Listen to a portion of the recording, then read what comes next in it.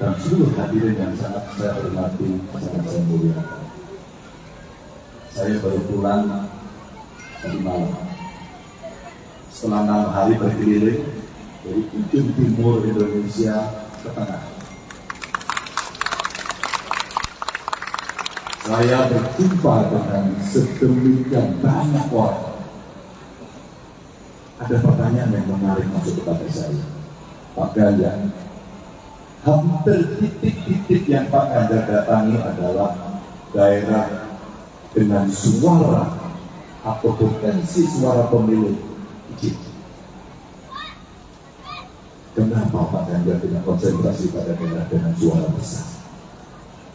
Itulah pertanyaan jamak yang selalu muncul, bahwa seolah-olah sebuah kepemimpinan itu lahir hanya dari cerita banyak-banyak. Buat saya dan Pak Mahfud tidak.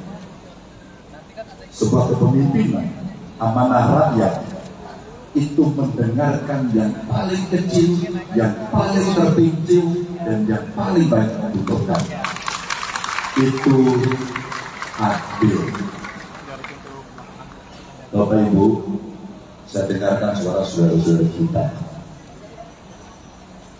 Para petani hari ini mengeluhkan soal pupuk langka dan obat mahal. Hari ini saya menemukan di banyak titik sama. Rasanya apa yang sudah diikhtiarkan pemerintah, bahkan terakhir kemarin Pak Presiden sampai di Papua, respon itu kita siapkan pada Ibu di sana. Luar biasa. Kami pernah berdebat, bercerita dengan banyak orang bagaimana mengatasi ini. Apakah subsidi pertanian itu di-input atau di-output?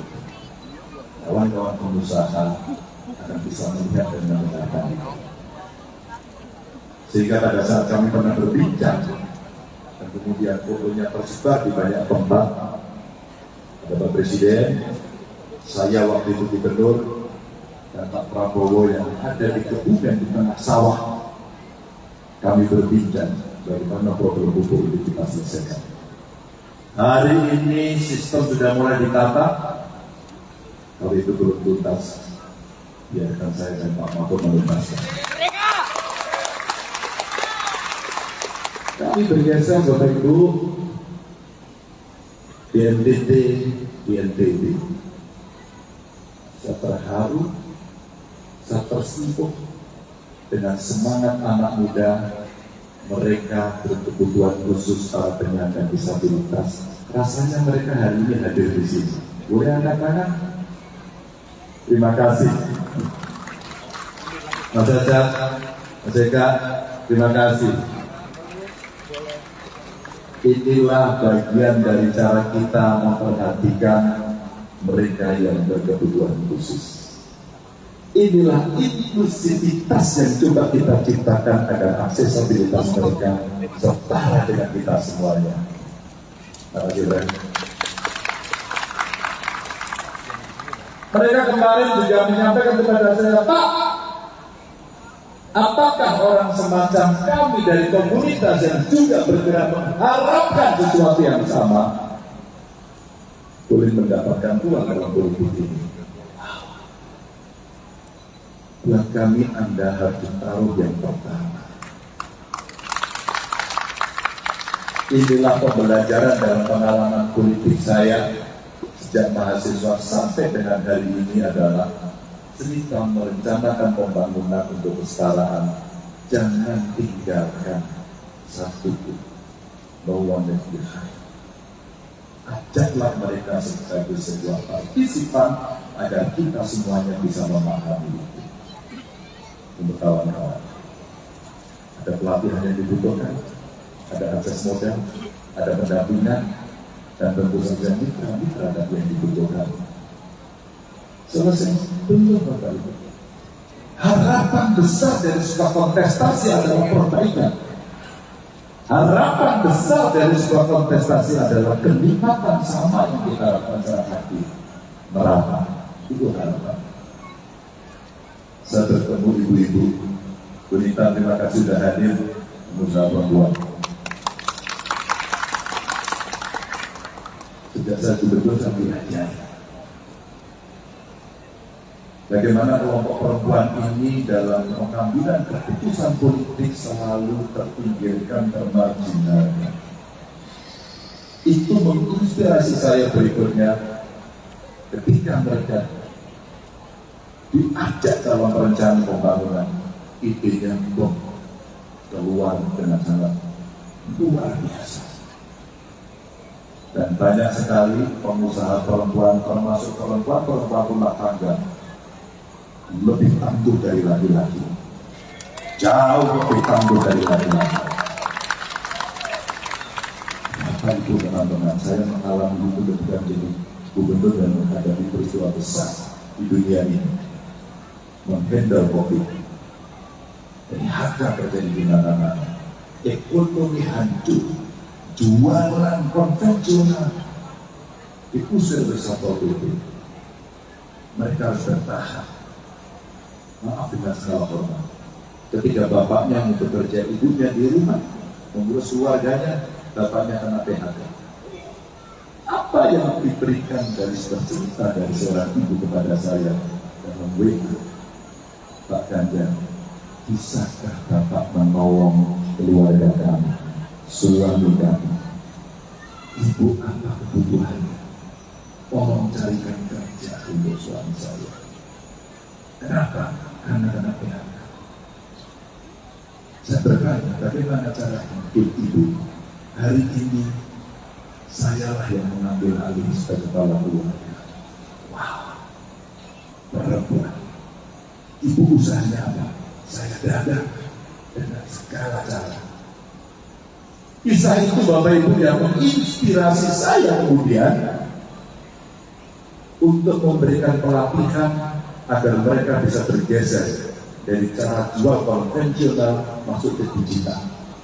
Itulah yang menginspirasi kita untuk mendorong kelompok perempuan agar bisa sama sederajat dengan laki-laki termasuk dalam dunia usaha.